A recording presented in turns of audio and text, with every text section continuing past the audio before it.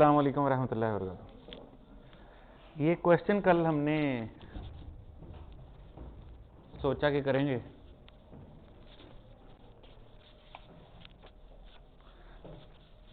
और इसके ऊपर कुछ डिस्कशन भी चलती रही कल रात को ग्रुप में। आप शायद आपने देखिए, आप में से कौन कौन ग्रुप में नहीं है?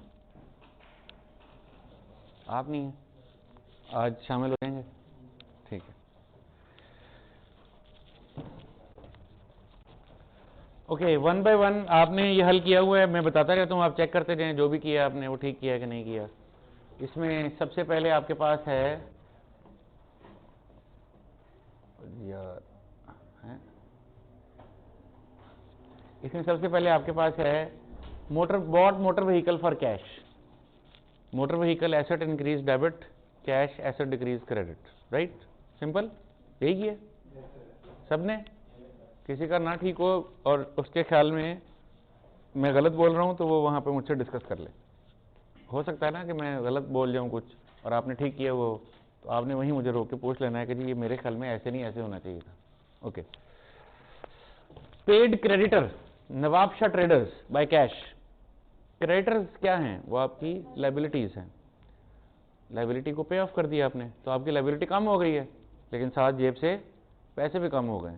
लिहाजा जब हमने कहा पेड क्रेडिटर्स तो पैसे भी कम हो गए और लाइबिलिटी भी कम हो गई, तो ट्रांजैक्शन कैसे रिकॉर्ड करेंगे? Nawab Shah traders creditors liability decrease debit और cash asset decrease credit.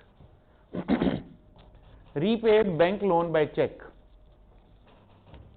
Repaid bank loan by cheque. Bank loan is a liability, वो पे कर दिया तो लोन कम हो गया, loan is a liability, liability reduce हुई है, डिक्रीज हो रही है, डेबिट हो जाएगी, और साथ पैसे भी जेब से निकल गए हैं, दायरा पेमेंट की है, तो बैंक बैलेंस एसेट है, डिक्रीज हुआ है, क्रेडिट हो गया। Sold motor vehicle for cash, motor vehicle आपका एसेट था, जब बेच दी तो व्हीकल निकल गई आपके हाथ से, तो व्हीकल क्रेडिट, व्हीकल कम हो गई है, व्हीकल एसेट डिक्रीज क्रेडिट, और कैश मिल गया तो कैश एसेट इंक्रीज डेबिट। फिर है paid office rent by cheque, office का किराया दिया आपने चेक के जरिए, चेक दिया इसका मतलब पैसे बैंक से निकले हैं, तो बैंक एसेट डिक्रीज हुआ है, क्रेडिट कर देंगे। और रेंट एक एक्सपेंस है, लायबिलिटी नहीं है, रेंट एक एक्सपेंस है, एक्सपेंस अकर हुआ है, इंक्रीज हुआ है, डेबिट कर देंगे। रेंट क्यों आपकी लायबिलिटी नहीं है, क्यों एक्सपेंस है? लायबिलिटी कोई शायद तब होती है जब वो लायबिलिटी रिकॉर्ड हो जाए। मिसाल के तौर पे आप ने ये बोर्ड आपके सामने लगा हुआ है, आपने एक दुकान से गया, आपने कहा जी ये मैंने बोर्ड खरीदना है, कितने का देंगे? उन्होंने कहा जी 1.25 लाख रुपए का देंगे। मैंने कहा दो, पैसे हफ्ते बाद दूंगा। अब बोर्ड आप ले आए, क्या लिखेंगे? आप कहेंगे बोर्ड एक एसेट के तौर पे डेबिट, बोर्ड एसेट है, इंक्रीज हुआ है, debit, board asset increase debit, और लायबिलिटी क्रेडिटर लायबिलिटी इंक्रीज। अच्छा, हफ्ते बाद आप चले गए उसको पैसे देने, आपने कहा भाई मैं आपसे हफ्ता पहले बोर्ड उधार पे लेके गया था, लायबिलिटी थी मेरे सर पे, ये ले लें पैसे, तो आज ये लायबिलिटी पे हो रही है ना? अच्छा, अब दूसरी तरफ देखें, मैं दुकान पे गया, मैंने कहा भाई ये बोर्ड लेना है, कितने का? उसने कहा 1.25 लाख का। मैंने कहा ये लो 1.25 लाख दो बोर्ड, तो मैं इसको क्या कहूंगा कि लायबिलिटी पे की है? नहीं, तो नकदों का काम है। लायबिलिटी तो तब होती जब पहले माजी में उधार होता और आज पेमेंट हो रही होती। अब मैं कह रहा हूं पेड ऑफिस रेंट, इसमें कोई उधार हुआ था, पहले को उधार कराया था मैंने कहा यार महीना तो गुजर गया लेकिन अभी किराया नहीं देना मैंने आपको, किराया मैं आपको ठहर के दूंगा। फिर मैं क्या करता, मैं किराए को रिकॉर्ड कर लेता, मैं कहता rent expense debit, rent payable credit. यार एक्सपेंस तो हो गया, अभी दुकान इस्तेमाल कर लिया तो किराया तो मेरे जिम्मे हो गया, लेकिन पैसे नहीं दिए, अभी उधार कर लिया, लायबिलिटी। और फिर मैं उसको जाकर कहता भाई आपका रेंट देने वाला था, पैसे ले लें, तो अब मैंने क्या किया? लायबिलिटी पे की है, रेंट नहीं पे किया। अच्छा, मैंने एक और एग्जांपल लेते हैं। आप एक होटल पे गए खाना खाने के लिए, आपने वहां से खाना खाया, साथ ही पैसे दे दिए, क्या कहेंगे? Food expense debit, cash credit. Food एक एक्सपेंस हुआ है ना, डेबिट कर देंगे, और पैसे हाथ से निकले हैं, एसेट हाथ से निकला तो क्रेडिट कर देंगे। क्या आप कहेंगे कि ये मैंने लायबिलिटी पे की है?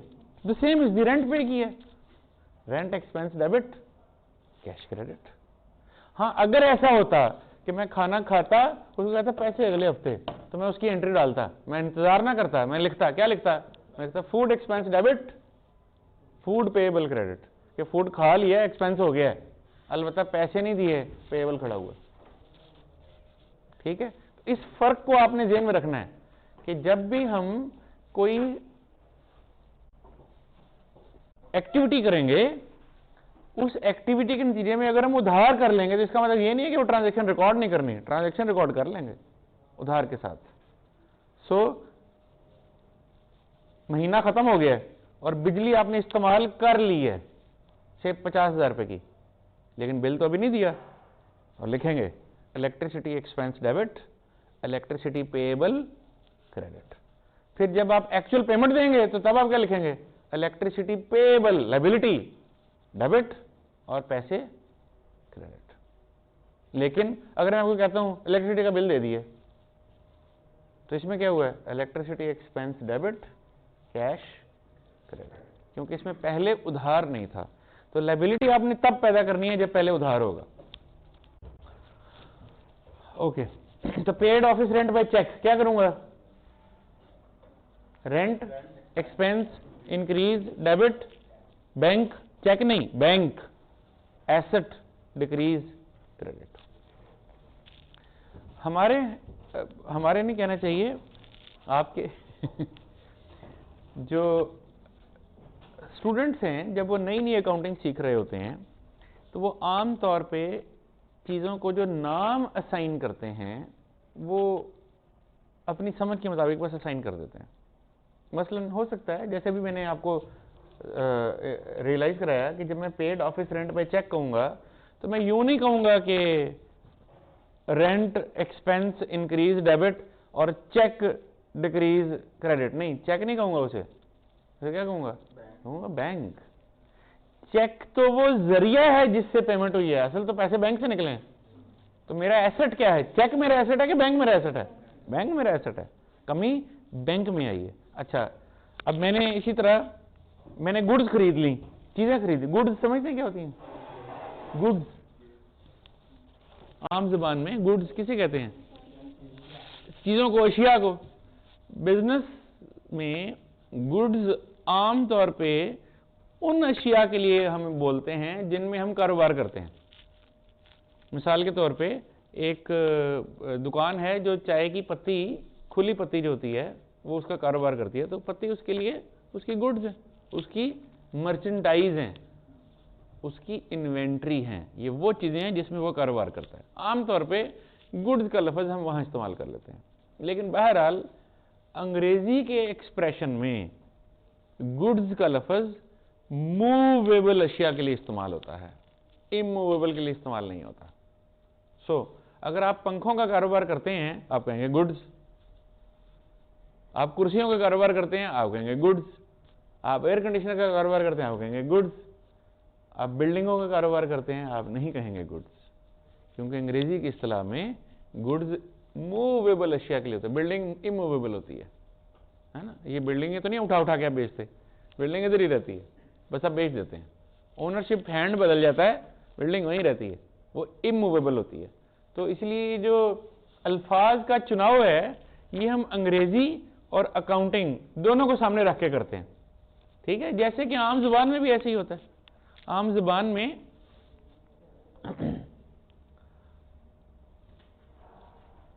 जुबान में अगर कोई किसी सीनियर आदमी को बुलाए और किसी को पैगाम भेजे कि मिसाल के तौर पे कि जाओ वजीर साहब को बुला के लाओ, मिसाल के तौर पे, तो अगर वो जो बंदा बुलाने जा रहा है, अगर वो तहजीब वाला है, तो वो जाके क्या कहेगा? वो कहेगा साहब आपको याद फरमा रहे हैं, है ना। ये नहीं कहेगा साहब आपको बुला रहे हैं, वो कहेगा साहब आपको याद फरमा रहे हैं। उसका मतलब तो यही है कि बुला रहे हैं, लेकिन ये एक असलूब है, यानी आप लैंग्वेज आप बोल चाल में भी इस चीज का ख्याल करते हैं कि आप छोटे को बुला रहे हैं कि बड़े को बुला रहे हैं। छोटे को बुला रहे हैं तो हो सकता है आप यही कहेंगे कि वो बुला रहे हैं, और किसी बड़े को बुला रहे हैं, बड़े से मुराद है कि जिसको जरा ज्यादा इज्जत देनी है, तो आप उसको कहेंगे जी वो याद फरमा रहे हैं। ठीक है, तो ये ऐसे ही अकाउंटिंग में भी हम जो अल्फाज का चुनाव है वो जरा उसकी सूटेबिलिटी के हिसाब से करते हैं, हर जगह एक ही लफ्ज नहीं लगा देते। जैसे अभी थोड़ी देर पहले हमने लफ्ज इस्तेमाल किया मोटर व्हीकल, तो माइट भी आपकी कंपनी ये पसंद ना करे कि मैं इसे मोटर व्हीकल कहूं। क्यों? क्योंकि मोटर व्हीकल से बात वाजे नहीं होती। कौन सी व्हीकल? डाला लिया है, ट्रक लिया है, कार लिया है, कैरी डब्बा लिया है, कौन सा व्हीकल? बात वाजे नहीं हो रही ना। तो आप मोटर व्हीकल के बजाय जरा ज्यादा वाजे लफ्ज इस्तेमाल करेंगे। भी क्या गाड़ी खरीदी है तो आप लिखेंगे कार, ट्रक खरीदा तो आप लिखेंगे ट्रक, मजदा, डाला, अब लिखेंगे क्या लिए। तो इसीलिए आप सवाल हल करते हुए आपने भी कुछ सूटेबल अल्फाज का इंतखाब करना है। ठीक है, तो अभी तक जो अल्फाज हमने लिए वो माकूल हैं। हमने यहाँ मोटर व्हीकल और कैश कहा, हमने यहाँ नवाब शाह ट्रेडर और कैश कहा, हमने यहाँ बैंक लोन और बैंक कहा, हमने यहाँ मोटर व्हीकल और कैश कहा, हमने यहाँ रेंट और बैंक कहा।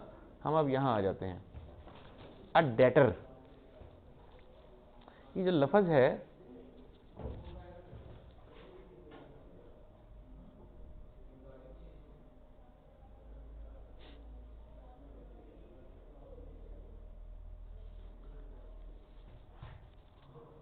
कैलिब्रेशन आउट हुई है इसकी। ये जो लफ्ज है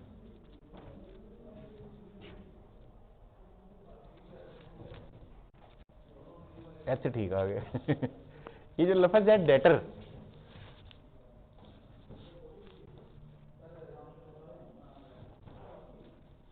इसमें पहली बात यह कि बी साइलेंट है, इसको हम बी के बगैर बोलते हैं। डेटर है ये, इसका डेबिट क्रेडिट से कोई ताल्लुक नहीं है। डेटर का मतलब होता है वो शख्स जिससे हमने पैसे लेने हैं। सो अगर मैंने आपको चीजें सेल की हैं तो मेरे लिए आप डेटर हैं, मैंने आपसे पैसे लेने हैं। उधार पे बेची हैं, नगद पे बेची हैं, तो फिर तो आप मेरे डेटर नहीं हैं। डेटर तब होंगे जब मैंने आपसे पैसे लेने हैं, उधार हुआ हुआ। ओके, कहता है एक डेटर जिसका नाम है मुल्तान ट्रेडर्स, उसने हमें पैसे दे दिए हैं, यानी मैंने किसी से पैसे लेने थे, मैंने ले लिए। अब मैंने अपनी तरफ से अकाउंटिंग करनी है, उसकी तरफ से नहीं करनी। तो मुझे क्या हुआ है, मुझे पैसे मिले, तो cash asset increase debit.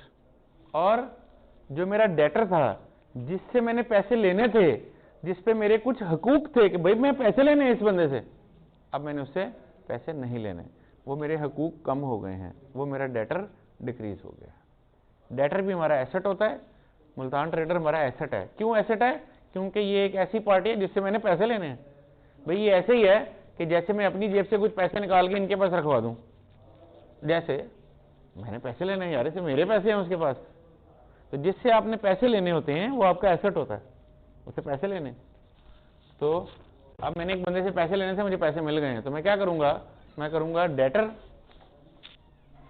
Decrease हो रहा है, एसेट है, क्रेडिट कर दूंगा, और पैसे मिले हैं, कैश इंक्रीज हो रहा है, एसेट है, डेबिट कर दूंगा। Number 7, paid electricity bill for the month by cash. बिजली का बिल दे दिया, electricity cash, electricity expense increase debit, cash asset decrease credit. Proprietor puts a further amount into the business by cheque. मालिक ने मजीद पैसे कारोबार में डाल दिए हैं, तो कारोबार को पैसे मिले, कहां मिले? बैंक में मिले। चेक आया, बैंक में मिले पैसे, तो मेरे बैंक बैलेंस, यानी मेरे से मुराद क्या है? बिजनेस। मैं नहीं हूं, मैं बिजनेस हूं। रांझा रांझा कर दी थी मैं, आप रांझा हुई। मैं बिजनेस हूं।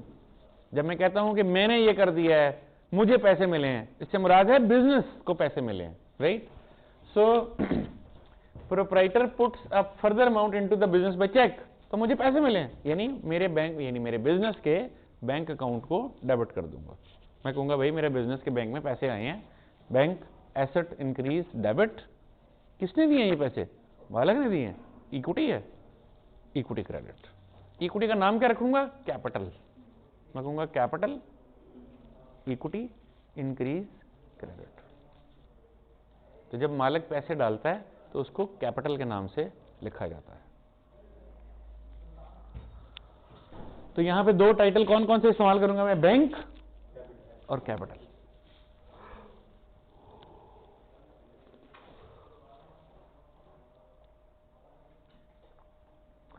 A loan in cash is received from Sahiwal bank.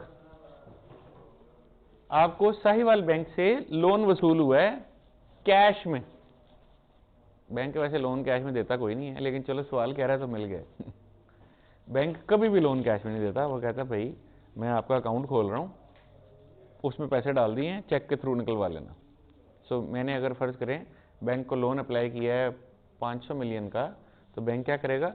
वो कहेगा जी पहले मेरे बैंक में अकाउंट खुलवाएं, तो मैं उसके बैंक में अकाउंट खुलवा लूंगा।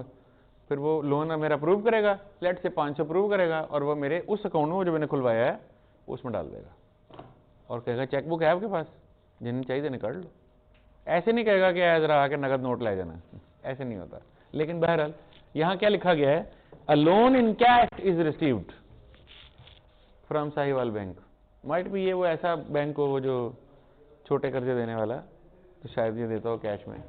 तो मुझे पैसे मिले, कैश, एसेट इंक्रीज डेबिट, और मेरे जिम्मे एक लोन आ गया, लायबिलिटी आ गई है। Loan liability increase credit. उसका नाम क्या रखूंगा? Sahiwal bank loan. भाई लोन तो पता नहीं कौन कौन सी तरह का लोन हो सकता है, ये कौन सा लोन है? Sahiwal bank loan. जैसे मैंने भी बात की ना मोटर व्हीकल, पता नहीं कौन सी व्हीकल, गाड़ी है, ट्रक है, क्या है, कौन सा व्हीकल। ऐसे ही लोन का तो मतलब है लोन, कौन सा लोन भाई? साहिवाल बैंक का लोन। हो सकता है आपके 4 बैंकों के लोन चल रहे हो, तो अगर आप सबको लोन लिख देंगे तो कल को पता कैसे चलेगा कि ये किसका है, ये किसका है, ये किसका है? तो आप उसके साथ उसका नाम लिखेंगे। बिल्कुल ऐसे ही जैसे आप अपने रजिस्टर पे सबसे पहले अपना नाम लिखते हैं कि अब मेरा रजिस्टर है ना, ताकि पता लगे। तो आइडेंटिफिकेशन चाहिए होती है। ओके, इसी तरह क्रेडिटर में भी आप जरा गौर करें। जब मैंने थोड़ी देर पहले आपको नाम बोला, तो मैं नाम बोलता हूं पार्टी का, मैं कहता हूं मुल्तान ट्रेडर डेटर इंक्रीज या डिक्रीज। मैं ये नहीं कहता डेटर इंक्रीज डिक्रीज, मैं कहता हूं मुल्तान ट्रेडर। भाई डेटर कौन सा इंक्रीज हो गया? मुल्तान ट्रेडर। खाली डेटर कहने से तो नहीं पता लग रहा कौन डेटर। अब फर्ज करें कि मैंने आपको चीजें उधार पे बेची हैं और मैंने लिख दिया डेटर, फिर मैंने आपको चीजें उधार पे बेची, मैंने लिख दिया डेटर, फिर मैंने इनको चीजें उधार पे बेची, मैंने लिख दिया डेटर। अब बाद में मैंने इन तीनों से पैसे मांगने हैं, किससे कितने पैसे मांगू? मुझे क्या पता, मैं तो भूल गया हूं। भाई सबके नाम के आगे डेटर डेटर लिखा हुआ है, तो इसलिए मुझे क्या करना पड़ेगा? मुझे सबका नाम लिखना होगा। मैं लिखूंगा मिस्टर एक्स डेटर, ताकि मुझे पता होगा कि एक्स से इतने पैसे लेने, वाई से इतने पैसे लेने, जेड से इतने पैसे लेने। अगर मैं नाम लोगों के नहीं लिखूंगा तो सारा कुछ मिक्स हो जाएगा, बाद में ढूंढता रहूंगा कि यार ओदे को कितने लेने चाहिए, ओदे को कितने लेने चाहिए। ओके, उसके बाद paid a creditor Peshawar enterprises by cash. Creditor को पेमेंट की है, लायबिलिटी पे की है। तो क्रेडिटर कौन है? Peshawar enterprises. So Peshawar enterprises creditor, liability decrease debit, और पैसे दिए नकद, तो कैश एसेट डिक्रीज क्रेडिट।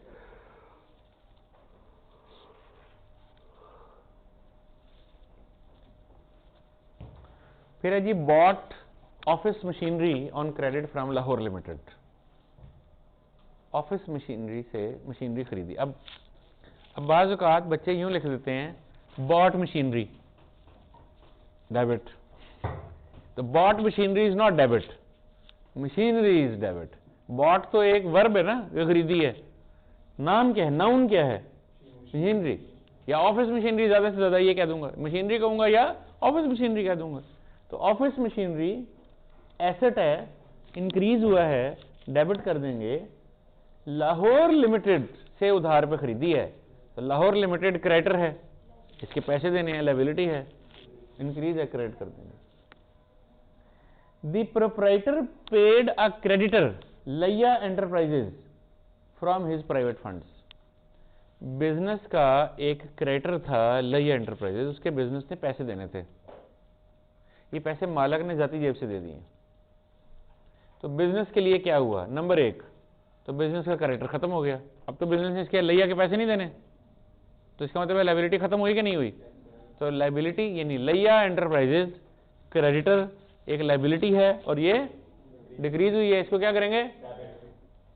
हमने को पैसे दिए, हमने को पैसे दिए, हमसे मुराद बिजनेस, हमने को पैसे दिए, हमने कोई पैसे नहीं दिए, मालिक ने दिए पैसे, अपने घर से दिए पैसे। तो ये ऐसे ही है कि जैसे मालिक ने फर्दर इक्विटी डाल दी है। देखो ना, मालिक यूं भी तो कर सकता था कि पहले वो पैसे मुझे देता और फिर मैं वो पैसे लैया को दे देता, उसने डायरेक्ट दे दिए। बात तो एक ही है, नहीं बात एक ही नहीं है। देखो मालिक बिजनेस में इक्विटी किस तरह डालता है?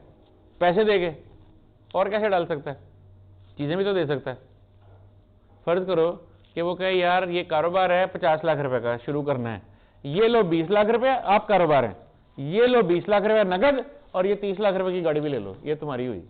तो मालिक की इक्विटी कितनी है? 50 लाख रुपए। इक्विटी होने के लिए कैश होना थोड़ी लाजमी है। मालिक बिजनेस को कंट्रीब्यूट कर रहा है, पैसे दे के भी कंट्रीब्यूट करता है, गाड़ियां दे के भी कंट्रीब्यूट कर सकता है, फर्नीचर दे के भी कंट्रीब्यूट कर सकता है। अब अगर एक बिजनेस को ओनर से कैश मिला है, फर्नीचर मिला है, बिल्डिंग मिली है, ये सब क्या है? इक्विटी है। मसलन मालिक ने बिल्डिंग दी है, क्या एंट्री डालूंगा? लिखूंगा building asset increase debit owner equity capital equity increase. ऐसे ही मालिक ने एक कंट्रीब्यूशन दिया है, एक पैसे जो मैंने देने थे उसने मेरे बिहाफ पे दे दिए, तो ये क्या है? मालिक का कंट्रीब्यूशन है इन द बिजनेस। उसने पैसे दिए हैं भाई, जो पैसे मैंने देने थे उसने दे दिए हैं, तो ये ऐसे ही है कि जैसे उसने ये पैसे मुझे दे दिए। नहीं, ऐसे ही है। तो लिहाजा अगर ओनर बिजनेस के बिहाफ पे कोई पर्सनल पैसों से पेमेंटें करे तो ये क्या है? ये ओनर इक्विटी है बिजनेस में डली। वो चाहता तो यूं भी कर सकता था कि पहले वो बिजनेस के बैंक में पैसे डालता और फिर बिजनेस आके लैया एंटरप्राइज को पेमेंट कर देता। मालिक ने कहा यार मैं लैया वाले के घर ही बैठा हूं, ये मैंने इसको पैसे पकड़ा दिए हैं, तो लिख ले, अब पर्चा ले ले, उसके साइन हुए हैं कि मैं पैसे वसूल पाए। ठीक है, तो मैं कैसे लिखूंगा इसे? मैं ऐसे लिखूंगा, मैं कहूंगा लैया एंटरप्राइजेज क्रेडिटर डिक्रीज डेबिट और ओनर इक्विटी यानी कैपिटल इंक्रीज क्रेडिट। उसके बाद है अ debtor Islamabad limited paid us in cash. Same बात जो पहले आई थी कि हमारा एक कस्टमर है, उसने हमें पैसे दे दिए, तो पैसे डेबिट हो जाएंगे, यानी कैश डेबिट हो जाएगा, कैश एसेट इंक्रीज डेबिट हो जाएगा। और इस्लामाबाद लिमिटेड डेटर जो है वो एक एसेट है, वो डिक्रीज हो रहा है, वो क्रेडिट हो जाएगा। फिर repaid part of loan from Quetta bank by cheque. Quetta bank का भी कोई लोन चल रहा होगा हमारे पास, हमने उसकी कुछ पेमेंट कर दी है, तो क्या हुआ? लोन कम हो जाएगा, लायबिलिटी कम हो जाएगी। तो क्या लिखूंगा? नाम क्या लिखूंगा? लायबिलिटी तो उसकी नेचर है ना, नाम क्या लिखूंगा? कोयटा बैंक लोन डेबिट, यानी कोयटा बैंक लोन, ये उसका नाम है, कोयटा बैंक लोन या loan from Quetta bank. Quetta bank loan liability है, डिक्रीज हुई है, डेबिट कर देंगे। और जाहिर है पैसे भी निकले होंगे हाथ से, चेक पैसे दिए हैं, तो बैंक बैलेंस में कमी आई है, तो बैंक बैलेंस एसेट है, डिक्रीज हुआ है, क्रेडिट कर देंगे। उसके बाद है जी return some of office machinery to Lahore limited. ठीक है, हमने पीछे ऑफिस मशीनरी खरीदी थी, कहता हमने कुछ वापस कर दिया। तो जब ऑफिस मशीनरी आप वापस करेंगे तो ऑफिस मशीनरी में कमी आएगी। तो ऑफिस मशीनरी जब आई थी तो आपने उसको एसेट इंक्रीज डेबिट किया था, अब वापस जा रही है तो एसेट डिक्रीज क्रेडिट कर देंगे। और लाहौर लिमिटेड हमारा क्रेडिटर था, हमने उसके पैसे देने थे क्योंकि उससे मशीनरी उधार खरीदी हुई थी। अब जब हमने उसे मशीनरी वापस कर दी है तो उधार में कमी आ जाएगी, तो मेरी लायबिलिटी कम हो जाएगी। तो Lahore limited creditor payable reduce हो जाएगा, डेबिट हो जाएगा। फिर है अ डेटर कराची पोर्ट पे, ये अगेन वही बात है जो इस्लामाबाद लिमिटेड वाली बात आई थी। क्या एंट्री बनी इसकी? कराची पोर्ट, ये चेक आया है, ओके, बैंक डेबिट और कराची पोर्ट डेटर क्रेडिट। जी यहाँ तक ठीक है बात। फिर है interest on bank deposit received in bank account. Number हम बात कर रहे हैं 2017। Interest on bank deposit received in bank. हमने कोई बैंक में पैसे रखे हुए थे, उस पर हमें इंटरेस्ट वसूल हो गया। कहाँ वसूल हुआ है? बैंक में वसूल हुआ है। तो बैंक बैलेंस बढ़ गया होगा, जाहिर है बैंक में पैसे आए हैं तो बैंक बैलेंस बढ़ जाएगा ना। तो बैंक बैलेंस इंक्रीज हुआ है, तो बैंक एसेट इंक्रीज डेबिट, और इंटरेस्ट इनकम हुई है, मुझे इनकम हुई है ना। रिमेंबर हमने कहा था रेवेन्यू एंड गेन्स, तो गेन है ये बेसिकली। इंटरेस्ट इनकम हुई है, तो मैं क्या करूंगा? Interest income increase credit.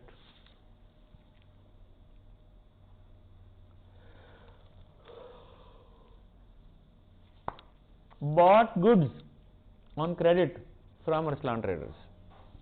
अब हमने चीजें खरीद ली हैं। कौन सी चीजें? गुड्स, जिसमें हम डील करते हैं, जिसमें हम कारोबार करते हैं। जब ऐसी चीजें जिसमें हम कारोबार करते हैं हम वो खरीदते हैं, तो इनको रिकॉर्ड कैसे किया जाता है? इनको परचेजेस कहा जाता है। Purchases, PURCHASES, purchases. ये जब आप गुड्स खरीदते हैं तो उसके लिए लफ्ज गुड्स नहीं लिखते, परचेजेस लिखते हैं। लफ्ज परचेजेस वर्ब नहीं है, नाउन है। परचेजेस नाउन है। मैं कहता हूं जी परचेज्ड मशीनरी, तो मैं कहूंगा मशीनरी इसका नाउन है। परचेज्ड तो वर्ब है, वे खरीदी, काम किया कोई। मशीनरी उसका नाउन है, मैं क्या नाम लिखूंगा? मशीनरी। लेकिन जब मैं कहूंगा परचेज्ड गुड्स, तो मैं इसको कहूंगा परचेजेस, क्योंकि ये मैंने वो चीजें खरीदी हैं जिसमें मैं कारोबार करता हूं। ठीक है, तो जिन चीजों में मैं कारोबार करता हूं उनके लिए दो अल्फाज में से कोई एक लफ्ज इस्तेमाल किया जाता है, परचेजेस या इन्वेंट्री। इन्वेंट्री, इन्वेंट्री समझते हैं? स्टॉक, जखीरा, कोई चीज इकट्ठी की हुई है तो माल खरीदा है, इन्वेंट्री। इन्वेंट्री भी बोलते हैं, परचेजेस भी बोलते हैं, आइदर वे इज ओके। लेकिन आपने अभी परचेजेस ही लिखना है, इन्वेंट्री नहीं लिखना। ठीक है, सो परचेजेस इंक्रीज हुई हैं, क्या करेंगे? डेबिट कर देंगे, डेबिट कर देंगे। और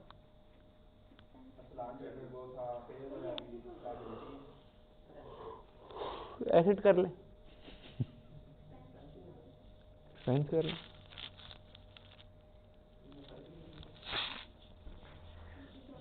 परचेजेस जो है ना, ये एक बड़ी यूनिक सी सिचुएशन है। परचेजेस एसेट भी होती है, परचेजेस एक्सपेंस भी होती है। परचेजेस क्या होती है भला? एसेट भी होती है और क्या होती है? नहीं, आपसे पूछ रहा हूं, आपका नाम क्या? साहब हमाद, एच से। अच्छा, हमाद। परचेजेस जो हैं वो एसेट भी होती हैं और एक्सपेंस भी होती हैं। ये कैसे मैंने कह दिया? ये ऐसे कह दिया कि जब मैंने चीजें खरीदी तो ये एसेट है, और जब ये चीजें बिक गई तो ये एक्सपेंस है। इसको समझते हैं। आपने फर्ज कीजिए एक सुपर स्टोर बनाना है, लेट्स से कारफोर, आपने सुपर स्टोर बनाना है और उसके अंदर आपने चीजें रखनी है। वो सारी क्या हैं? Purchases, goods. कितनी की होंगी आपके ख्याल में? अल्फता में घुस जाएं, इम्तियाज में घुस जाएं, वो क्या मेट्रो में घुस जाएं, वो जो अंदर माल पड़ा हुआ है सारा, कितने का होगा? कितने का होगा? हाँ जी, करोड़ों में होगा। हाँ, लेट्स एज्यूम 50 करोड़ रुपए का है। ठीक है, ये क्या है? एसेट है। इसको कल को बेचूंगा, इससे मुनाफा कमाऊंगा, ये एसेट है। अच्छा, फिर इस 50, फर्ज कर लें, फर्ज अब समझाने के लिए कह रहा हूं, फर्ज कर लें एक ग्राहक आया, उसने कहा सारा चुक ले, सारा ही पैक कर दो ठीक है, फर्ज कर लें हम कहा सारा पैक कर दो, आपने पैक करके दे दिया। कितने में? 50 करोड़ का तो खरीदा था, दिया कितने में होगा? लेट से 60 करोड़ का। अब 60 करोड़ आपका क्या है? रेवेन्यू, सेल्स, आमदनी। इस 60 करोड़ को कमाने के लिए खर्चा कितना हुआ है? 50। खर्चा कहा ना मैं आपने भी, इसको खुद अपने मुंह से आपने समझा कि ये खर्चा है भी। 50-60 करोड़ कमाने के लिए 50 करोड़ का खर्चा है। तो प्रॉफिट कितना हुआ है? जब तक ये चीज बिकी नहीं थी ये मेरा एसेट थी, जैसे ये बिक गई अब ये मेरा खर्चा है, क्योंकि इससे मैंने कमाई कर ली है। जब तक ये बिकी नहीं है ये मेरा माल है, ये मेरी चीजें हैं, मैं मालिक हूं, मेरा पैसा है, मेरी जायदाद है, मेरी वेल्थ है, ये मेरा है भाई, 50 करोड़ मेरा है। जब ये बिक गया अब ये खर्चा बन गया है, क्योंकि इससे मैंने कमाई कर ली है। तो जब तक ये मेरे पास पड़ा है ये एसेट है, जब बिक गया है तो एक्सपेंस है। तो अब परचेजेस फिर क्या है? एसेट भी हो सकती है, अभी चूंकि खरीदा है तो चलें एसेट कहते हैं, ये भी तो खरीदा ही है, अभी तो आया ही है मेरे पास, एसेट है, ठीक है। तो परचेजेस, मैंने गुड्स खरीदी हैं, एसेट इंक्रीज, डेबिट, और नगद पे खरीदी है, उधार पे खरीदी है? उधार पे खरीदी है। तो अरसलान ट्रेडर क्रेडिटर है, लायबिलिटी है, इंक्रीज है, credit. Next, return good to supplier Amjad Enterprises. अब हमने जैसे अभी हमने खरीदी है ना अरसलान ट्रेडर से, ऐसे ही माजी में हमने कोई अमजद से भी खरीदी होंगी चीजें। तो return goods to supplier Amjad Enterprises, हमने अमजद एंटरप्राइजेस को चीजें वापस कर दी। अब जब हमने ये चीजें वापस कर दी हैं तो क्या करेंगे? जो परचेजेस आई थी वो वापस चली गई हैं, तो क्या करूंगा? एसेट या एक्सपेंस जो भी आप कह रहे हैं इसे, वो डिक्रीज हो रहा है और उसको क्रेडिट कर देंगे। नाम क्या रखेंगे इसका? क्या कहूंगा मैं? Purchases, purchases return, purchases asset decrease credit.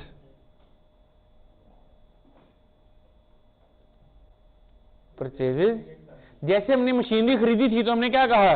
Machinery asset increase debit, और जब मशीनरी हमने वापस कर दी तो हमने क्या कहा? Machinery asset decrease credit. ऐसे मैं कह रहा हूं, जब हमने गुड्स खरीदी थी तो क्या कहा होगा? परचेजेस एसेट या एक्सपेंस इंक्रीज डेबिट, और जब वापस कर दी तो परचेजेस एसेट या एक्सपेंस डिक्रीज। ओके। लेकिन यहां पे एक नई बात यह है कि जिन चीजों में हम कारोबार करते हैं, जिनको हम परचेजेस कहते हैं, इनको जब हम वापस करते हैं तो अपनी याददाश्त के लिए हम इसके साथ एक लफ्ज का इजाफा कर लेते हैं, जो क्या था? रिटर्न। हम कहते हैं परचेजेस रिटर्न। आगे वही कुछ ही है, कमी हुई है, डिक्रीज हुआ है, क्रेडिट हुआ है, वो वही है, लेकिन उसका जो टाइटल है ना, उसका जो नाम है, नाउन है। जैसे हमने लोन को सिर्फ लोन नहीं कहा, हमने कहा साहिवाल बैंक लोन, ऐसे हम परचेजेस को सिर्फ परचेजेस नहीं कह रहे, परचेजेस रिटर्न कह रहे हैं, ताकि कल को याद रहे कि यहां क्या हुआ था? माल वापस हुआ था। आपके जहन में यह ख्याल आ सकता है कि जब ये नजर आ रहा है कि परचेजेस क्रेडिट हुई हैं तो और क्या हो सकता है? वाह, परचेजेस में कमी है। परचेजेस क्रेडिट होने का क्या मतलब है? इंक्रीज हुआ है कि डिक्रीज हुआ है? कम हुआ है। वो कहते हैं ना, तो अन्य को भी पता लग जाएगा परचेजेस क्रेडिट होने का क्या मतलब है, तो फिर रिटर्न लिखना जरूरी है। जैसे बहुत बचपन में एक कहानी मैंने सुनी, इस कहानी का खैर मॉरल कुछ और था, लेकिन इसके हवाले से मुझे याद आ गई। कोई किसी साहब ने मछली का कारोबार शुरू किया, तो उन्होंने वो बोर्ड पे लिखा, यहाँ ताज़ा मछली फरोख्त की जाती है। तो कोई एक दोस्त आया, उसने कहा यार ये तूने क्या लिखवा लिया, यहाँ ताज़ा? भाई यहाँ ही बेची जाती है और तेरे कारवे के भी है। यहाँ की क्या जरूरत थी इसमें? उसने कर दिया कि ताज़ा मछली फरोख्त की जाती है। कोई और दोस्त आ गया, उसने कहा कोई बासी भी बेचता है? बेचता है कोई बासी? या अगर चलो है भी तो कोई मुंह से कहता है कि बासी है? ताज़ा ही कहते हैं ना, ताज़ा की क्या जरूरत है? अच्छा इन्होंने काट दो, मछली फरोख्त की जाती है। फिर कोई दोस्त आ गया, उन्होंने कहा मामा इन्नी वड्डियां वड्डियां सामने मच्छियां ही पईयां ने और इतने की पे ते लाइयां कादे वास्ते हैं? और बेचन वास्ते ही लाइयां ने, इसकी क्या जरूरत थी भी मछली फरोख्त की जाती है ना? सो इवेंचुअली सारे तो मॉरल तो उसका ये था कि लोगों के मशवरों में नहीं आना। लोग किसी तरह राजी नहीं होते, वो बाज नहीं आएंगे, वो कोई ना कोई पुठा मशवरा देते रहेंगे, इनू इंज कर लेना सी, इनू इंज कर लेना सी। बट हैविंग सेड दैट, जो मैं यहाँ बात करना चाह रहा था कि कोई कहेगा कि यार ये परचेजेस क्रेडिट हुई है ना, तो रिटर्न ही हुई है, लिखने की जरूरत थी वी परचेजेस रिटर्न। तो खाली परचेज क्रेडिट लिखा होता तो पता नहीं लगना था कि रिटर्न हुई है। तो व्हाई यू रोट रिटर्न, है ना? ये सवाल आ सकता है। तो इसके पीछे रीजन है why we write the word return with purchases. अगर हम ना भी लिखें अकाउंटिंग गलत नहीं हो गई, अकाउंटिंग ठीक ही है। जैसे थोड़ी देर पहले हमने एक लोन लिया साहिवाल बैंक से, अगर हम उसको सिर्फ लोन भी लिख देते अकाउंटिंग तो ठीक थी, जाहिर है वो लोन ही है, जाहिर है वो लायबिलिटी है, जाहिर है वो इंक्रीज हो रहा है, क्रेडिट ही करेंगे। लेकिन हमने कहा यार ये नाम मुनासिब नहीं है, सूटेबल नहीं है। अगर ये खाली लोन के बजाय बैंक लोन होता या साहिवाल बैंक लोन होता तो ये ज्यादा अच्छे लफ्ज थे। लेकिन अगर खाली लोन लिख देते, अकाउंटिंग तो ठीक किया आपने, जाहिर है लोन लिखा है, ठीक लिखा, लोन ही है, लायबिलिटी है, क्रेडिट ही है, ठीक ही लिख रहे हैं। तो अकाउंटिंग, तो अगर मैं खाली परचेजेस लिखूं, परचेजेस डिक्रीज क्रेडिट, तो ठीक है। और अगर मैं लिखूं परचेजेस रिटर्न एसेट डिक्रीज, तो भी ठीक है। ये सिर्फ सूटेबिलिटी ऑफ द नेम है कि जरा ज्यादा बेहतर नाम रख लूं मैं। तो ज्यादा बेहतर नाम क्या है? Purchases return. एक और रीजन भी है, not always the purchases is credited because of the return. सिर्फ ऐसा ही नहीं होता कि सिर्फ परचेजेस रिटर्न ही होगी तो क्रेडिट होगी। भाई जब भी उन चीजों में कमी आएगी वो क्रेडिट हो जाएंगी। मसलन आग लग गई, चीजें जल गई, परचेजेस कम हो गई हैं, भाई चीजें तो कम हो गई हैं, क्रेडिट हो गई। Purchases goods destroyed by fire, क्या लिखूंगा? लिखूंगा लॉस इंक्रीज हुआ है, डेबिट। परचेजेस डिक्रीज हुई हैं, क्रेडिट। बात समझ रहे? सो ये कैसे पता लगेगा कि ये जो परचेज क्रेडिट हुई है ये क्या है और ये जो परचेज क्रेडिट हुई है ये क्या है? यहां तो एंट्री में लिखा आ रहा है लॉस बाय फायर डेबिट, तो पता चल गया आग लगी सी। तो उधर तो ये लिखा हुआ है Arsalan trader debit purchases credit. अब ये क्यों क्रेडिट हो गई है भाई? हमने इसका लिखा रिटर्न। अच्छा, फिर एक और ख्याल आ सकता है, जब ऊपर लिख दिया कि अरसलान डेबिट, इसका मतलब वापस ही किया ना अरसलान को माल? नहीं, ये जरूरी नहीं है। हो सकता है माल वापस नहीं किया, पैसे घटवा लिए। मसलन मैंने आपको कहा कि भाई मुझे 2000 पंखे सप्लाई कर दें। 1500 पंखे किस रंग के मंगाए? ब्लैक कलर के। किस रंग के? व्हाइट कलर के। आपका क्या ख्याल है? Pink colour. पिंक कलर के पंखे। हमने कहा भाई 500 पंखे पिंक कलर के और 500 पंखे व्हाइट कलर के और 1000 पंखे ब्लैक कलर के। उन्होंने सबसे पहले कहा था इनका पहला रैंक, ज्यादा पंखे काले मंगा लें। उसने 500 सफेद भेज दिए, 500 काले भेज दिए, 1000 पिंक भेज दिए। आ गए, एंट्री डल गई, खोले, पता लगा ये तो काम खराब हो गया। आपने वापस फोन किया, आपने कहा यार ये तूने क्या कर दिया? तूने से 500 मांगे थे पिंक, तूने 1000 पिंक भेज दिए, मैं वापस भेज रहा हूँ माल। उन्होंने कहा नहीं नहीं वापस ना भेज, तू वापस ना भेज, रियायत करता हूं तुझे। Now what happened? परचेजेस की वैल्यू रिड्यूस हुई। तो परचेजेस को कम करेंगे कि नहीं करेंगे?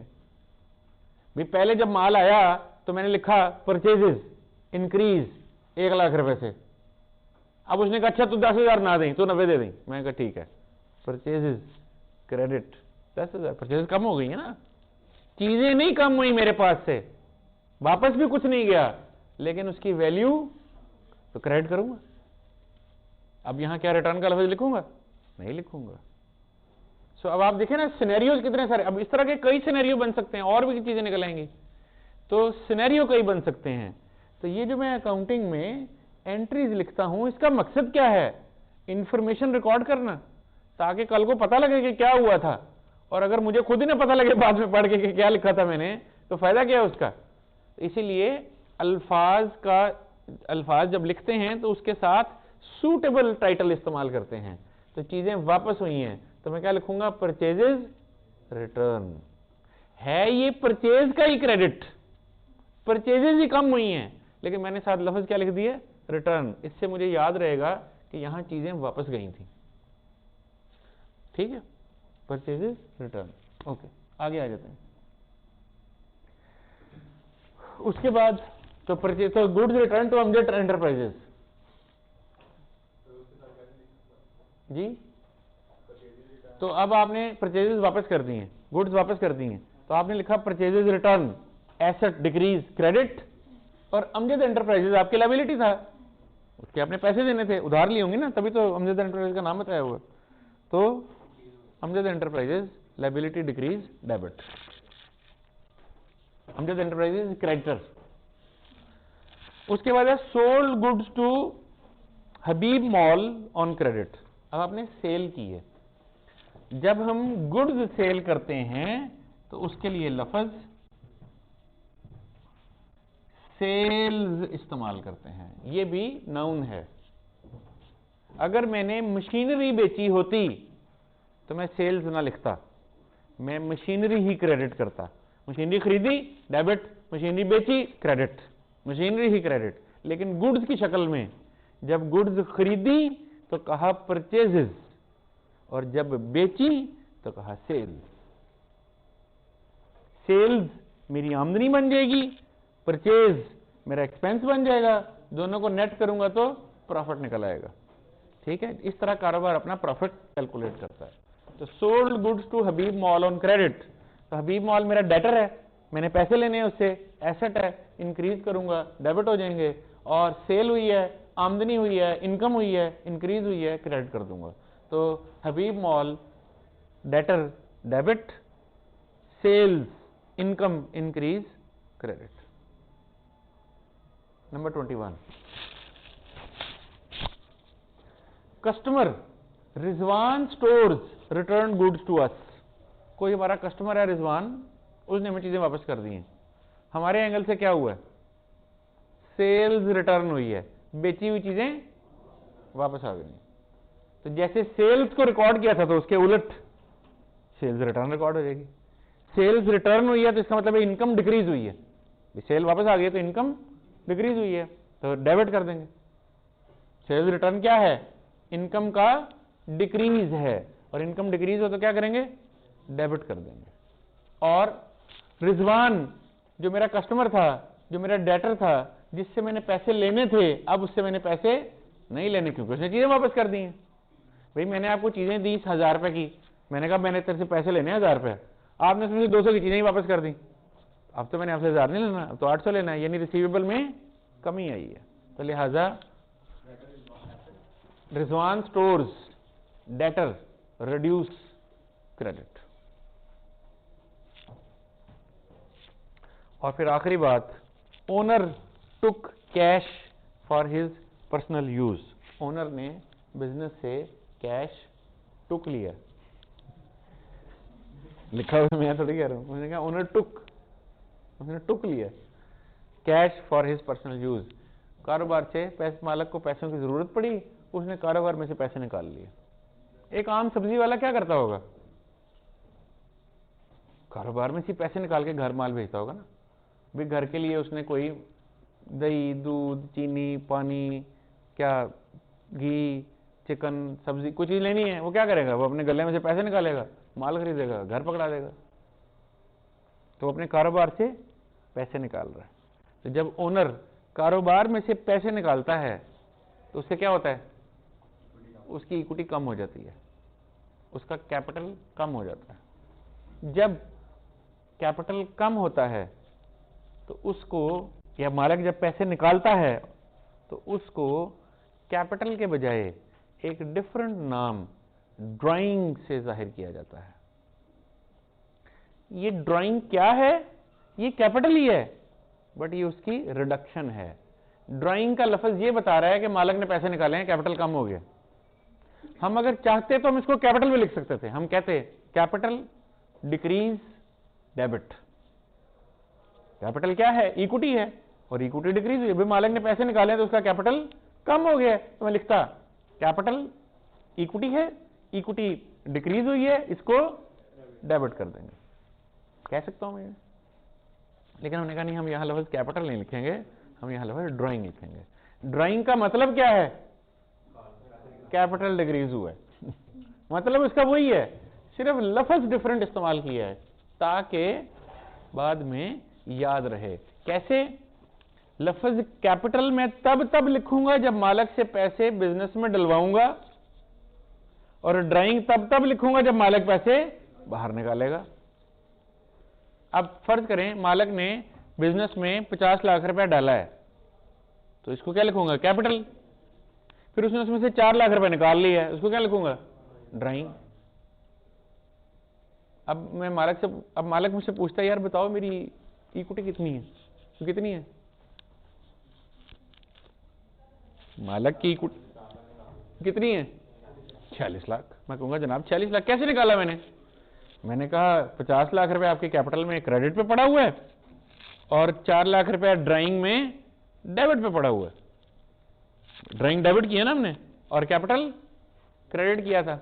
मैं कहूंगा कैपिटल 50 लाख रुपए से क्रेडिट हुआ था, ड्राइंग 4 लाख रुपए से डेबिट हुई थी, तो दोनों को नेट करें तो इक्विटी आपकी है 46 लाख रुपए। हो सकता है वो ये सवाल ना पूछे, हो सकता है वो ये पूछे जरा बताओ तो मैंने पिछले साल में कितने पैसे ड्रॉ किए हैं, तो क्या करूंगा, ड्राइंग का बैलेंस देखूंगा, कहूंगा 4 लाख रुपए ड्रॉ किए। वो मुझसे पूछता है अच्छा, वो हो सकता है ये सवाल ना पूछे यार ये बताओ मैंने पिछले साल कितने पैसे डाले थे, मैं कहूंगा कैपिटल का बैलेंस देखूंगा 50 लाख डाले थे। इसी मेरे पास इंफॉर्मेशन ज्यादा क्विकली अवेलेबल हो गई है। अगर मैंने उस एक ही बर्तन में कैपिटल भी डाल दिया होता, ड्राइंग भी डाल दी होती, उस एक ही बर्तन का जवाब क्या आ रहा था, 46 लाख रुपया। मालिक मुझसे पूछता कि यार मेरी ड्राइंग कितनी है, मैं कहता 1 मिनट ठहरे, मैं पहले उस बर्तन में घुसता, उसमें से एक एक आइटम को खंगालता, उसमें से चुन के ड्राइंग को पकड़ता, उसको कैलकुलेटर पे सम करता और उसको कहता जी 4 लाख। अब मैंने क्या किया, मैंने कहा ड्राइंग वाला सफा अलग है, कैपिटल वाला सफा अलग है। वो पूछता पैसे डाले कितने थे, कैपिटल वाले सफे से देख के बता दूंगा। वो कहूंगा निकाले कितने थे, ड्राइंग वाले सफे से देख के बता दूंगा। वो कहेगा मेरी इक्विटी है कितनी, दोनों को नफी करके बता दूंगा। बिल्कुल ऐसे ही परचेजेस और परचेज रिटर्न है। जो माल खरीदूंगा परचेजेस वो अलग सफे पे लिखूंगा, और जो माल वापस करूंगा रिटर्न वो एक अलहदा सफे पे लिखूंगा। अब अगर कोई पूछता है कि हमने कुल माल आया कितना था, तो परचेजेस में से बता दूंगा। कोई कहे कि माल वापस भेजा कितना था, तो रिटर्न वाले सफे से बता दूंगा। और कोई पूछे यार नेट हमारी परचेज कितनी है, तो मैं दोनों को नफी करके बता दूंगा। मैं कहूंगा यार करोड़ रुपए का माल आया था, 10 लाख का वापस भेजा, नेट हमारी 90 लाख की परचेज है। तो मुझे अगर कोई मुझसे पूछता है नेट परचेज कितनी है, मैं कहूंगा 90 लाख, करोड़ नफी 10। तो मुझसे पूछेगा रिटर्न कितनी है, मैं कहूंगा 10। कोई कहेगा परचेज कितनी है, मैं कहूंगा करोड़। मेरे पास हर सवाल का क्विक जवाब है। अगर मैंने उस सारे को एक ही सफे पे मिक्स कर दिया होता, अब इमेजिन ये for example Imtiaz super store की साल में कितनी मरतबा परचेज होती होगी,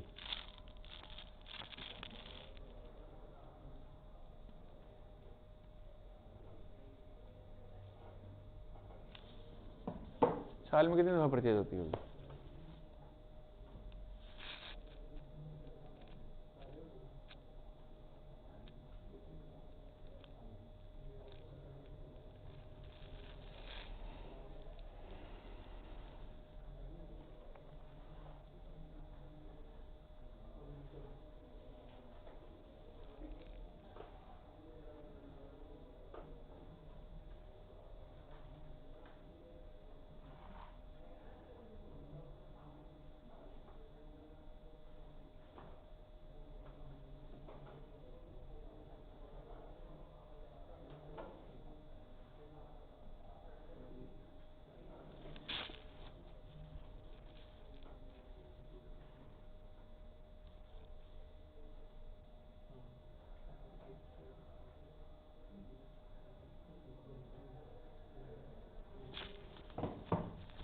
जी, how many times do you think there would be the activity of purchases?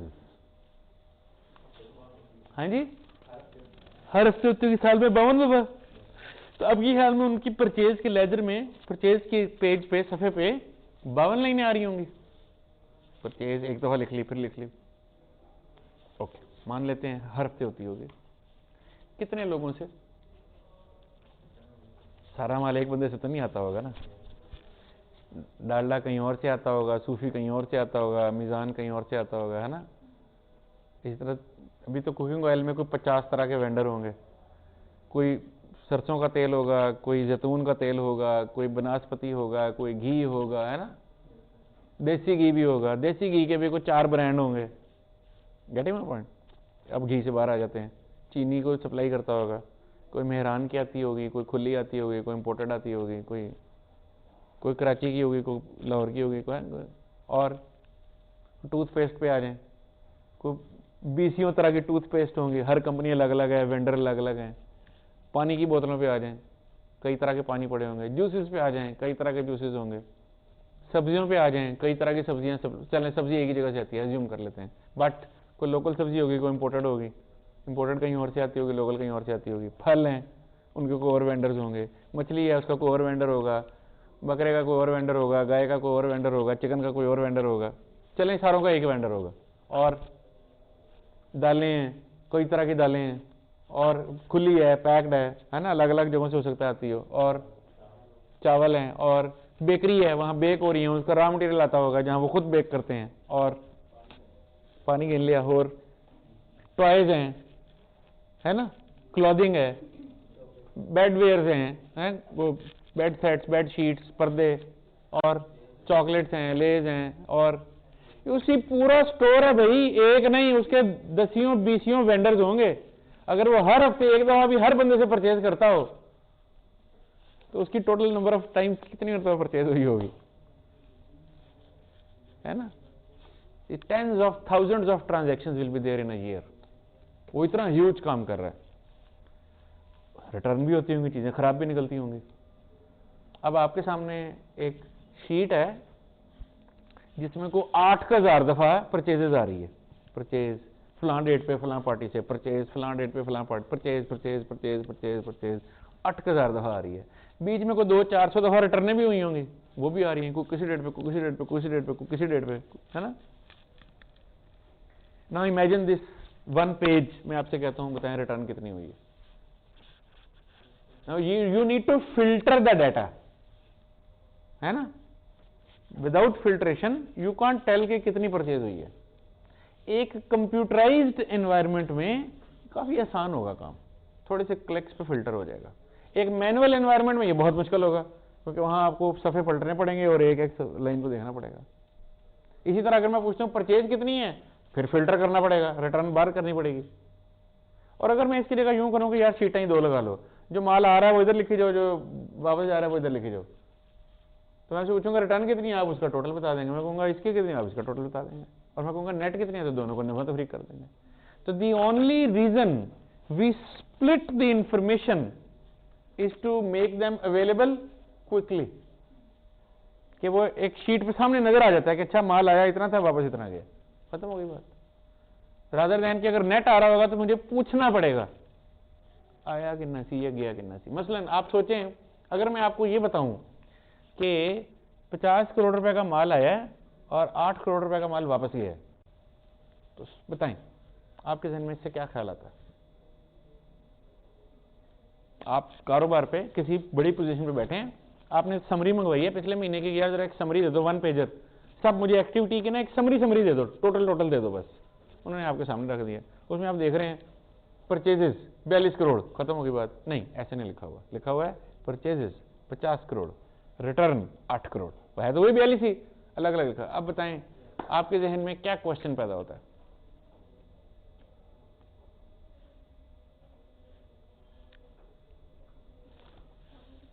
Total कितनी है? 42 पता लग गया ना, 50 90 8 42 तो नजर आ गया उसको। इसके लिए तो उसको किसी से पूछने की जरूरत नहीं है। कोई सवाल उठता है? सवाल उठना चाहिए। आप पूछेंगे की हो है इतनी रिटर्न क्यों हो रही है, why is there so I mean huge returns, किसको हो रही है, कौन सा वेंडर है, वो क्यों खराब चीजें सप्लाई कर रहा है, वेंडर बदल लिया है या अभी उसी से काम कर रहे हैं, सवाल खड़े हो गए। एक किसका माल है जो इतना आ रहा है जा रहा है आ रहा है वापस जा रहा है, यानी इसका मतलब उसका माल खराब निकल रहा है, ले क्यों रहे हैं उससे, किसने प्रूव किया था, वो बीच में कोई पैसे खाए हुए हैं किसी ने, क्या हुआ है, मसला क्या है, हम गलत ऑर्डरिंग कर रहे हैं या वो गलत माल भेज रहा है, हो क्या रहा है, हम नलायक कर रहे हैं, नलायकी कर रहे हैं कि वो नलायकी कर रहा है, कोई रफड़ है बीच में यार, ढूंढो उसको क्या हो रहा है, कुछ तो चक्कर है दिया है ना, कुछ तो चक्कर है, ढूंढो क्या हुआ है। अब जब ढूंढेंगे हो सकता है उसमें से कोई प्रॉब्लम पकड़ा जाए और हो सकता है कोई प्रॉब्लम ना निकले, जेन्युइन रीजन भी हो सकती है, भी माल आया था बाद में पीछे हेड ऑफिस से कैंसिल हो गया, उधर से इंस्ट्रक्शन आई, या माल आया था गवर्नमेंट ने नया नोटिफिकेशन निकाल दिया, वो बैन हो गया, हमें वापस करना पड़ गया, लेट्स से, तो मेरा तो कोई कसूर नहीं है ना इसमें, उसका भी कोई कसूर नहीं है यार, गवर्नमेंट ने एक चीज बैन कर दी, हमें वापस करनी पड़ गई, कर दी, मजबूरी थी कर दी, ना मेरा मसला है ना उसका मसला है। लेकिन ये भी हो सकता है कि माल डिफेक्टिव आ रहा था, हमारे लोग बहुत एफिशिएंट थे, उन्होंने पकड़ लिया कि माल डिफेक्टिव आ रहा है, उन्होंने वापस कर दिया और हमने उसको ब्लैक लिस्ट कर दिया, आइंदा मुझसे माल नहीं खरीदेंगे, वेरी गुड, पता चल गया। और अगर नहीं किया अभी तक ब्लैक लिस्ट तो पूछूंगा ना क्यों नहीं किया भाई, जो इतना तुम्हें चीट कर रहा है या इतना माल खराब भेज रहा है तुम उससे ले क्यों रहे हो, अल्टरनेटिव वेंडर क्यों नहीं ढूंढ रहे हो। आप कहेंगे जनाब पूरे पाकिस्तान से कला ही बंदा है वही देता है, और कोई कर ही नहीं सकते, फिर भी कोई मसला नहीं। यानी देखें a door has opened to the questions, आगे वो क्वेश्चन वैलिड था या नहीं था ये बात की बात है, उसमें से कोई मसला निकला है या नहीं निकला ये भी बात की बात है, क्वेश्चन खड़ा हो गया, अब मैं उसको चेक करूंगा, अगर उसमें कोई मसला है तो उसको ठीक कराऊंगा, नहीं है तो सो बिस्मिल्लाह आगे चले जाएंगे। तो अगर मेरी अकाउंटेंट की इंफॉर्मेशन तफसील से इस अंदाज में नहीं बनी हुई जो आपको डिसीजन मेकिंग में हेल्प कर सके, इट्स अ गार्बेज। फायदा क्या है फिर ये सारा लिखने का, कोई फायदा ही नहीं है। फायदा तब है अगर मैं इंफॉर्मेशन इस अंदाज में प्रेजेंट करूं, बनाऊं कि उससे कोई डिसीजन लेने में हेल्प हो सके। जैसे एक और आम सी एग्जांपल देता हूं, मेरे सामने इंफॉर्मेशन आती है कि जी हमारा पिछले महीने का बिजली का बिल है 4 करोड़ रुपए का। अच्छा, उससे पिछले महीने कितना था, 4 ही करोड़ रुपए का।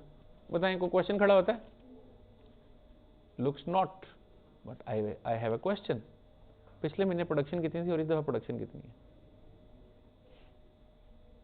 मैं वो कहते पिछले दफा हमने 20 लाख यूनिट बनाए थे, इस दफा हमने 15 लाख यूनिट बनाए हैं, now I have another question, मेरा बिजली का बिल कम क्यों नहीं हुआ।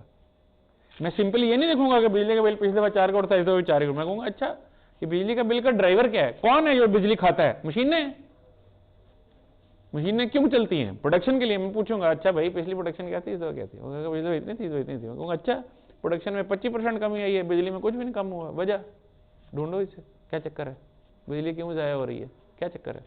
हो सकता है उसके पीछे जेन्युइन रीजन हो, मसलन गवर्नमेंट ने बिजली का रेट बढ़ा दिया इसलिए यूनिट तो कम लगे हैं लेकिन पैसे उतने ही लग गए। मैं कहूंगा अच्छा ठीक है भाई। और हो सकता है उसमें कोई लीकेजेस निकल आए कि बिजली कहीं जाया हो रही है, मशीनें फालतू चलती रही, या कोई बिचों तार किसी ने देती हुई थी I don't know what, but I have a question, this question can only arise if I have information, है ना। एक और सवाल पूछ सकता हूं मैं कहा अच्छा पिछली दफा इतनी थी, इस दफा इतनी है, प्रोडक्शन इतनी थी, इतनी है, क्या फर्क हुआ। मैं कहा जी गवर्नमेंट ने बिजली महंगी कर दी। अच्छा कितनी कर दी है, पहले थी जी 12 रुपए, अब हो गई है 22 रुपए। ओहो इतना बढ़ गया। जनरेटर पे बिजली कितने की पड़ती है हो सकता है वहां 18 की पड़ती है। यार तुम जनरेटर जब रखे हुए हैं वो क्यों नहीं चला रहे, बावड़ा क्यों चलाई जा रहे हो, बंद करो बावड़ा, जनरेटर चलाओ, वहां 18 रुपए की बिजली बन जाती है। हम अपना डीजल डालते हैं तो वैसे 18 की नहीं बनती जनरेटर पे। मैं जस्ट समझाने के लिए एग्जाम्पल के तौर पर कह रहा हूँ। हो सकता है ना मैं कहूँ यार ये जो जनरेटर लेकर रखा हुआ है 8 करोड़ रुपए का, वो 4-5 वास्ते रखे है, वो चलाओ बावड़ा बंद करो यार, की करो तुम नुकसान करी जाते हो। क्यों, वहां बिजली 18 की बन रही है, तुम बाहर से 22 के ले जा रहे हो। There are questions when you have information. If you don't have information, you are blind to the business. And if you are blind to the business, you will lose money. This helps you make money. ठीक है, ये बड़ी सादा सादा सी बातें लगती हैं लेकिन इनके बड़े दूररस असरात हैं। क्योंकि जब हम ये तो हम छोटी छोटी बातें पढ़ रहे हैं ना, हम सीख रहे हैं, जाहिर है इसी से आगे फिर बड़ी बड़ी बातें पढ़ेंगे वे बड़ी बड़ी बातें पढ़ेंगे तो फिर उसकी भी अकाउंटिंग कैसे करनी है, उसमें कैसे अलग अलग अकाउंट बनाने हैं। जैसे यहाँ हमने परचेजेस के लिए अलग अकाउंट बनाया, रिटर्न के लिए अलग अकाउंट बनाया, हमने कहा नहीं ये अलग रखूंगा, क्यों, तो आगे कल को मेरे पास इन्फॉर्मेशन हो। ऐसे हम और बड़े बड़े मामला में भी ये काम करेंगे, सो दैट हमारे पास इन्फॉर्मेशन हो। जब हमारे पास इन्फॉर्मेशन होगी हम अपना बिजनेस ज्यादा अच्छा चला सकेंगे, ज्यादा अच्छा चलाएंगे तो ज्यादा पैसे कमाएंगे, आप कमा के देंगे पैसे, फिर आप भी कमाएंगे। ओके, लास्ट सो बात हो रही थी ड्राइंग्स की, तो ड्राइंग्स में भी इसी तरह हम अलग अलग रखेंगे कि ओनर ने पैसे डाले इतने हैं, निकाले इतने हैं। ये निकाले इतने पे किसी को क्या तकलीफ हो सकती है भाई, हो सकता है बिजनेस में 10 पार्टनर हो, they will have a question why this partner is making more drawings, there may be a question. भाई ड्राइंग्स की को लिमिट होगी ना कि कैसे पैसे ड्रॉ होंगे, ऐसे थोड़ी है कि मालक है तो जो मर्जी काट ले, कारोबार नहीं चलाना, कारोबार को पैसे चाहिए होते हैं, अगर आप मालक पैसे निकाली जाएगा तो कारोबार कैसे चलेगा, तो ड्राइंग की लिमिट होगी ना कोई कि भाई इतने। अब पता लगा कि जी इन्होंने ड्यूरिंग द ईयर 40% अपना पैसा निकाल लिया है, वो क्यों निकाल लिया भाई, तो ऐसे होता नहीं है कि कारोबार में कुछ अचानक 40% निकाल जाता है और पता नहीं चलता, किसी को पता चल ही रहा होता है, लेकिन इसलिए कि हम साल बाद नहीं बैठ के देखते हैं अकाउंट्स, महीने बाद देखते हैं, हफ्ते बाद देखते हैं, हर थोड़े अरसे बाद देखते हैं, तो चीजें पता चल ही रही होती हैं, लेकिन बहरहाल उसने कहीं ना कहीं समराइज होना है, इंफॉर्मेशन बननी है, तो ये चीज सामने आ जाएगी। So owner to cash for his personal use, हम लिखेंगे इसको ड्राइंग्स, हम कहेंगे ड्राइंग्स। ड्राइंग्स की नेचर क्या है, इक्विटी, और इक्विटी कम हो रही है, डेबिट करेंगे, और किस पैसे लेके कैसे गया है, कैश, तो कैश भी कम हो गया, कैश एसेट डिक्रीज क्रेडिट हो जाएगा। ये ड्राइंग गुड्स की शक्ल में भी हो सकती थी, भाई सब्जी वाला के अपनी दुकान से सब्जी उठा के घर नहीं बेच सकता, ये ड्राइंग्स गुड्स की शक्ल में भी हो सकती हैं।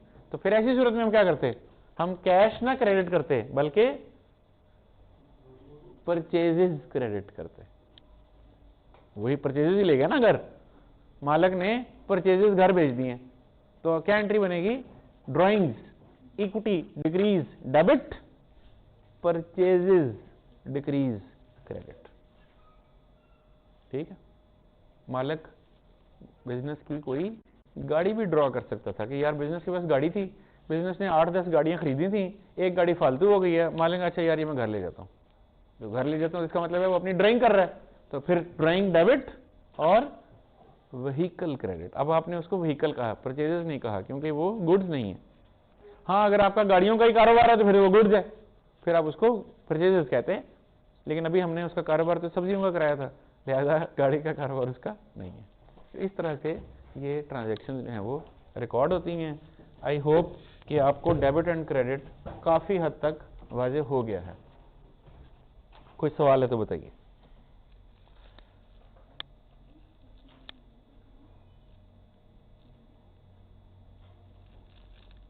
कोई सवाल है तो बताइए। ओके, फिर एग्जांपल 7 आप करेंगे। एग्जाम्पल 7 आप बस पढ़ेंगे तो आपको खुद ही समझ आ जाएगी, ये इसमें कोई बताने वाली बात ऐसे तो नहीं है। फिर एग्जाम्पल 8 है, फिर एग्जाम्पल 9 है, और फिर 10 है। तो 10 तक आपने आना है परसों। कल क्या दिन है, कल, ठीक है, तो इस पे जरा टाइम लगाएं, और इसको आप अब आपने एग्जाम्पल 10 तक आना है।